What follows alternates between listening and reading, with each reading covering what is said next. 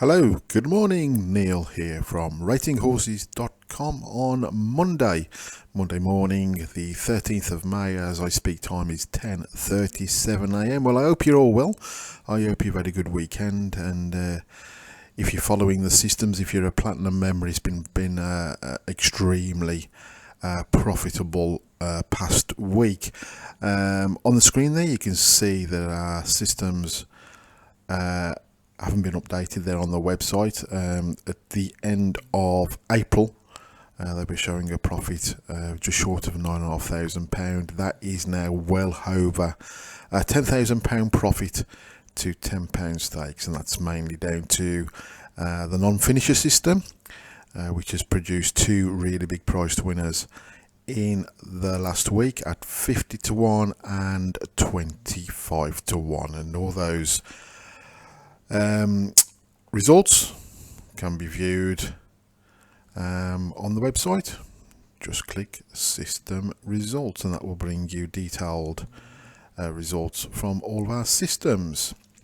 Today I'm going to look at the horse ratings for today, and I'm going to do a live breakdown of how I personally use the ratings. Of course, everybody's different, but we've had a lot of new members over the last few weeks, and everybody's looking for something different. Some people just like win bets, some people like each way bets, big fields, that sort of thing, and that's the way I go. I try to look for each way value, and if my horse finishes in the frame, then I show a profit. If it goes on and wins, then obviously it's a double boost, as it were. So for all those new members, but obviously for the regular members as well, and in fact this video is open to view for absolutely everybody on the internet and with access to YouTube.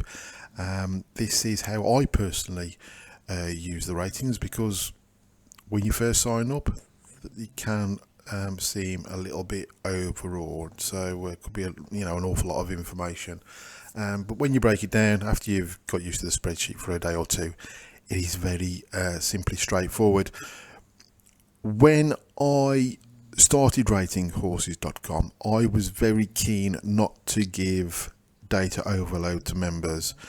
There's been horse ratings services in the past where there's been so much data that you could basically give an argument for every single horse in a race.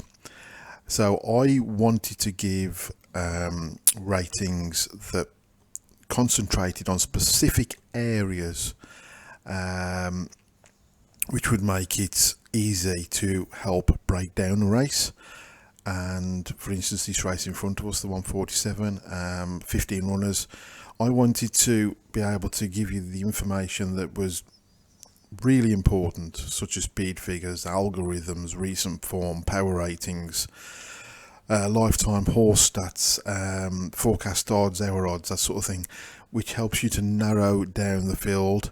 And I'm going to show you in one short moment how I personally do that. So without further ado, let's get into business and see what we've got. Now, as normal, I'm doing this completely live, and there's a good reason for that, and that will come clearer as we go through towards the end of the video. So today we've got Catterick on the flat, we've got Hereford over the jumps, Killarney over in Ireland, Roscommon in Ireland, Windsor on the flat this evening, and Wolverhampton this evening. I'm going to try and concentrate, I think, on Catterick on the flat. I was looking for a lot of poor races, class 5s and 6s. And one thing I will say about this is you've got to remember that the more information that there is available to us, the better the rating. So for example, if you've got a grade 3 handicap, these are higher quality animals running for bigger prize money. There's a lot more information available than for a race, for example this one here, which is for 3-year-olds, where there's some horses that have not even had a race before. So as you can remember, you can understand, the ratings are going to be far more beneficial to follow when there is more information available.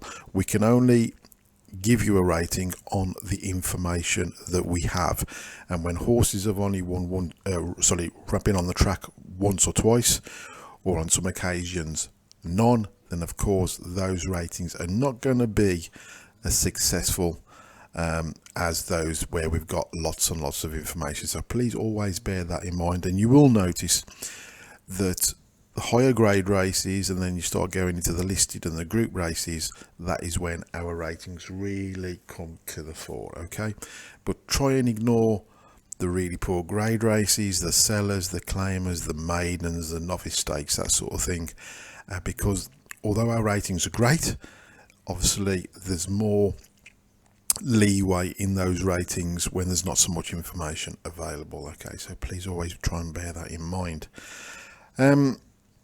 Okay, well, that's a grade 6. I'm not really interested. One to grade 5, grade 6, grade 6, grade 5, 1 mile 7 and 5 furlongs. I'm going to stick with the 247 at Catterick. So grade 5.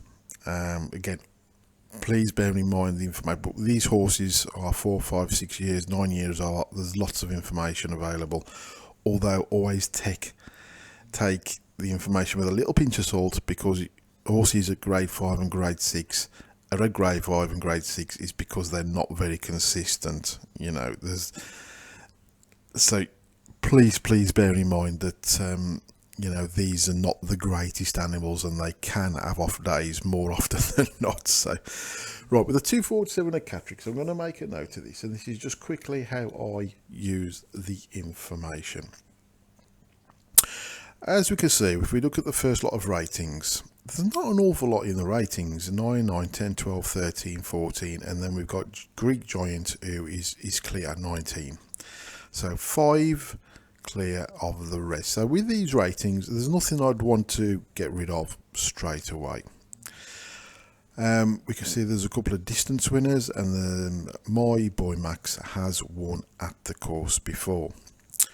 The OF strategy is an algorithm, okay, which is an in-house algorithm. Me, on a personal note, I do not like looking at horses that have got a big negative rating, so I will dismiss Red Force 1. And what I'm going to do here is, to make it a little bit easy, I'm just going to colour code these, and I'm also going to dismiss Body Groove, because that's got quite a distinct -13 rating. I can see that the top rated horse has also got a negative rating, but barely, so we'll leave that in at the moment. And of course it is top rated and clear, which is a positive. Go through recent form, speed figures. I also like to look at the power rating. We can see the top power rated horse is Anamoto. The second is Greek Giant, joint second actually, with Pons Elias. People asking me what's the difference between the power rating and the normal ratings. Well, if you will see, the normal ratings are split into 2 ratings, an R1 and an R2, and of course the total is those 2 ratings put together. Each rating has a vast amount of criteria, and that criteria, each individual criteria is given a score, and those are then the totals. So for instance, I can tell you that the R2, if you was to follow the top rated R2 horses completely blindly, it works out at about 1 or 2% better strike rate than R1 over the course of a year.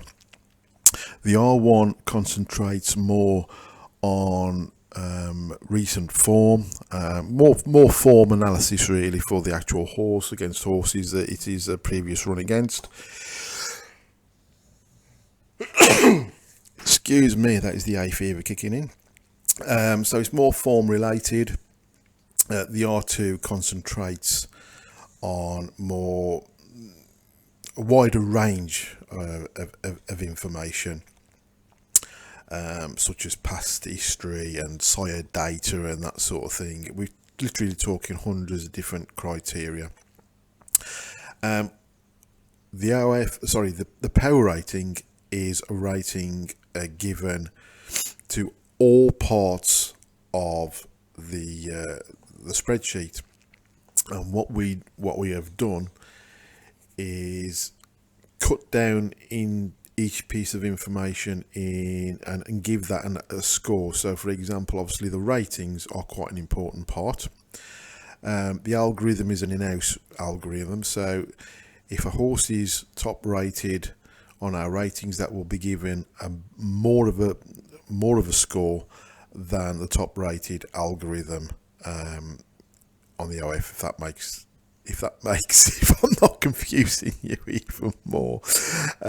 Basically all the information is cut down, given a score, and then that produces the power rating course. So you can see that the power rating course is not actually the top rated horse. The power rating horse is a stronger rating than the general ratings. Okay, so please bear that in mind. So I'm going to narrow down this field a little bit more, and then the final point of call, regulars will know, is I will be looking at the forecast odds and our odds, and I will also be looking at the live odds, and I'll go into that in a minute. So we've got a course winner, so I'm going to just highlight that green. I'm going to highlight Greek, Giant and Anamito because they're top rated, and Anamito is the top power rating horse. I'm also going to highlight Ponzilius because it's joint second, and then I'm going to start delving a little bit deeper. Okay, so I'm going to scroll across and look at the past official rating. Now you see the top rated is today off a mark of it's off a mark of 71 today. It has gone up in the weight over the last couple of runs. So you can see a couple of runs ago when it won, 2 runs ago, it was off a mark of 65. The handicapper put this up £5 to a mark of 70, and it came second. And it's gone up another £1. So that's not a major negative because it has run very well off a mark of 70, and it's a further £1 up today. Animato has been dropping down the weights. 6 runs ago it was off a mark of 75, is now off a mark of 71. And as you can see, the form has gone from 4th to 3rd to 2nd, so you could argue the handicapper is giving this horse a chance, and it's dropped down another £1 again today. So maybe today is the day that he gets his head in front. Marbazette has been going up in the weights. It was off a mark of 55 up until 3 runs ago. Then it was up a mark to 57. You could see the horse was winning. It was up another £6 to a mark of 63, and it comes second. And then first time out this season was off a mark of 66 and came 5th. And it's been dropped £1 today. But it was the first time out on the track this season. So I wouldn't want to dismiss that one just as yet. My boy Max has been dropping down the weights from a mark of 67 6 runs ago, was off a mark of 61 last time out, but as you can see there's been no form at all. It has been dropped down another couple of £, but there's nothing to excite you there with previous form. So I'm going to make that into a negative. Ponzilius, off a mark of 81 6 runs ago, has dropped down £9. And again, you can see the form hasn't been great. Off a mark of 72 last time out, finished 6th. He's dropped down another £3 today. 69. I'm not going to put that as a negative as yet, for the simple reason this has gone down now after with today's weight £12, but quite another £3 today, and it is joint second power rating, so there is obviously something in this, and it is the top algorithm horse. So we'll leave that one in. Cosmic Soul, bottom rated horse, but not bottom by much. Was off the mark as 75 3 runs ago, then 73, then 70, and you can see finished second. However, has not been on the track for the best part of, what's that, about 8.5 months. So that is a bit of a negative. So I'm going to make that into a negative as well. So we've narrowed down the field to 4 potential. So I'm going to keep delving and see if we can get this down, narrow it down to 2 or 3. We'll look at the lifetime horse stats. We can see that the top rated horse, Greek Giant, has never ran at the course, so there's not much to go on there. We can see that it has won once from 2 at today's trip, 1 mile 7. No wins on today's good ground.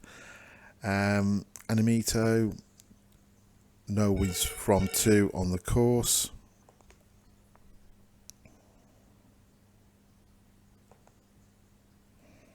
Sorry about that. Had to take a phone call. Okay, so I've completely lost where I was looking at the form, wasn't I? Animito, no wins from 2, no wins from 8 on the actual today's ground as well, which is, 8 runs.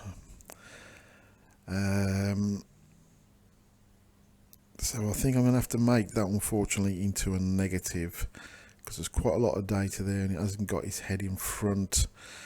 Marbazet, again, nothing at the course, has won at today's trip and has won on the ground, albeit only once. Ponzeleus, nothing at the course. 2 from 14 at the distance, nothing on the ground.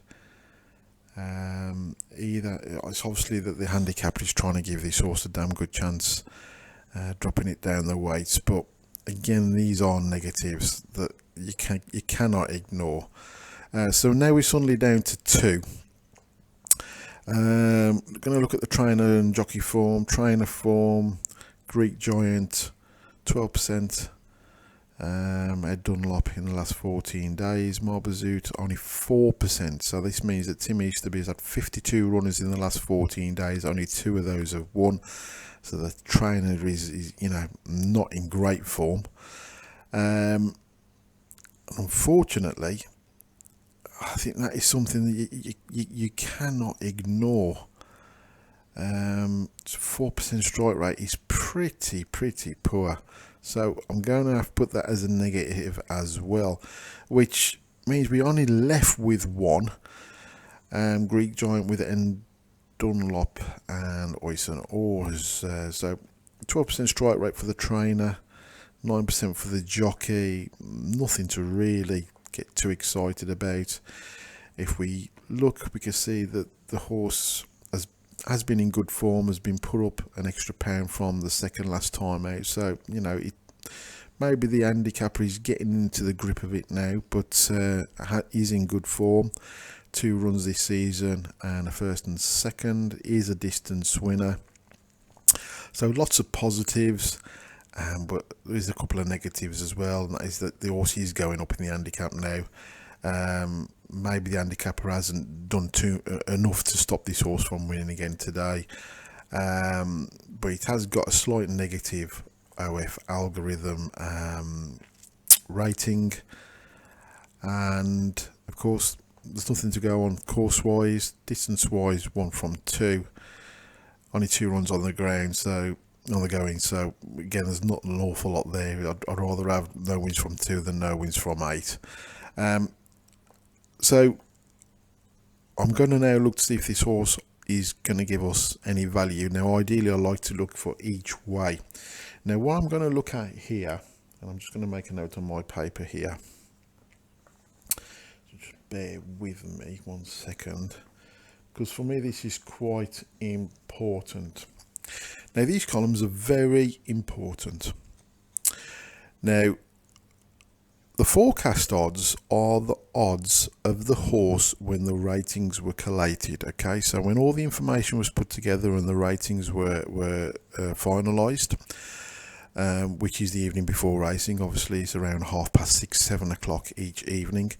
When the ratings were collated, this horse was available at 13-8. Okay, so it was the 13-8 favourite. We can see that Marpezet was 4-1, Anamito was 9-2, and the outsider was Red Force 1 at 33-1. Okay, now our odds takes into account all the information on the data spreadsheets, and it gives us what we believe each horse should be, giving us at what price they should be.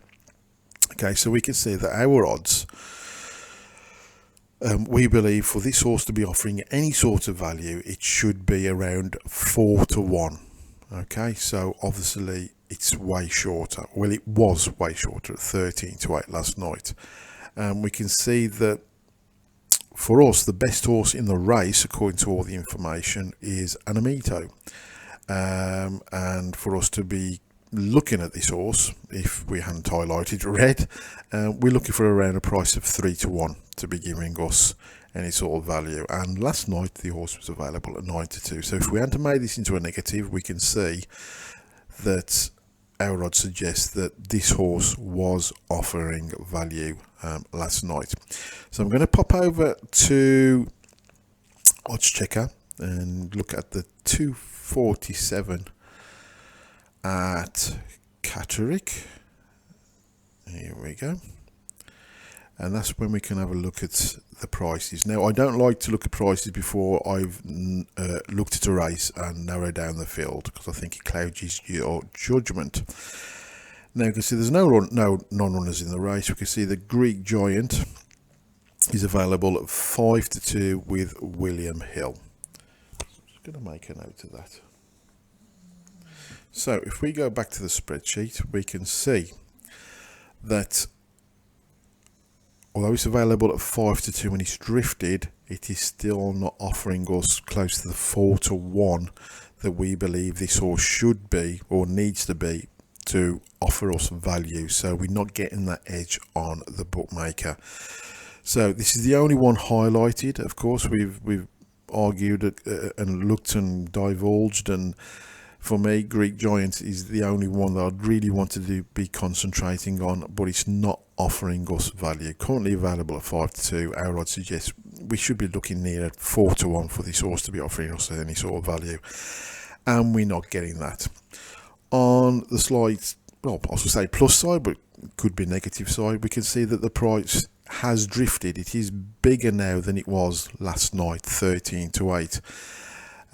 So it's drifted over a point out, which means it's a bit close to the prices we would want. But obviously when a horse drifts, that can be a negative. So we can see there's a couple of horses that have been backed, Anamito and Pons Elias, which were two that Pons Elias obviously top rated on the algorithm, second rated on the power rating. And if you remember, Anamito, second on the algorithm, and is our top power rated horse. So, you know, for me, I would not be betting on this race. I've narrowed down the field how I want to do it. I've been left with one, and this is not offering me value, so I would be moving on. It wouldn't surprise me if these two horses run good races, Anamito and Pons Elias, but you got to remember the negatives that we have found. And ideally, in an ideal world, of course, you'd want to have far more positives than negatives. And at the end of the day, you're wanting your horse to be giving you value, because that is the only way you will make profits long term, is by getting that edge on the bookmakers. So unfortunately, 247 Catterick, we've gone through these races, nothing I'm interested in here. The only one of interest for me is not offering us value, so I would move on, and there'd be no bet in that race. I hope this has helped you a little to understand how the ratings work and how you can narrow down the field. Of course, you couldn't do this with every race. I think in an ideal way, if you've got an hour to spare, you'd want to look at maybe 4 or 5 races. Pick the races that are obviously the higher quality races. Obviously, get rid of the sellers and the claimers and the maidens and that sort of thing. I'm not a great big fan of racing in Ireland, nothing against it, but there's more than enough racing in England, so I don't tend to concentrate. And when you narrow down the fields, you'll easily get 4 or 5 races that will offer you a little bit of value. Just scrolling down, we'll run to the last 2 races of Class 60, so I wouldn't be involved with that. 755 is a potential race. The 720 is a fillies, the 650 is a novice, so those 2 would go. Again, the 620 is a Class 6, so I wouldn't bother. Windsor, Class 6. 740, I wouldn't bother with that because there's only 7 runners. Ideally, I'm looking for each way. So 705 at Windsor, it would be a potential. 635 would definitely be a potential because it's a Class 3. So you could easily probably narrow down those fields, those races to 4 or 5, and then go through the selective process as I've shown an example there today. Anyway, I hope that helps. I've gone on for long enough. Whatever you're on today, all the best. And if you've not upgraded to that platinum membership and you're not getting those qualifying systems selections that have given us a 25 to 1 and 50 to 1 in the last week, then upgrade today. If you can hear that noise in the background, actually that's my dog snoring her head off. And yeah, it's not me.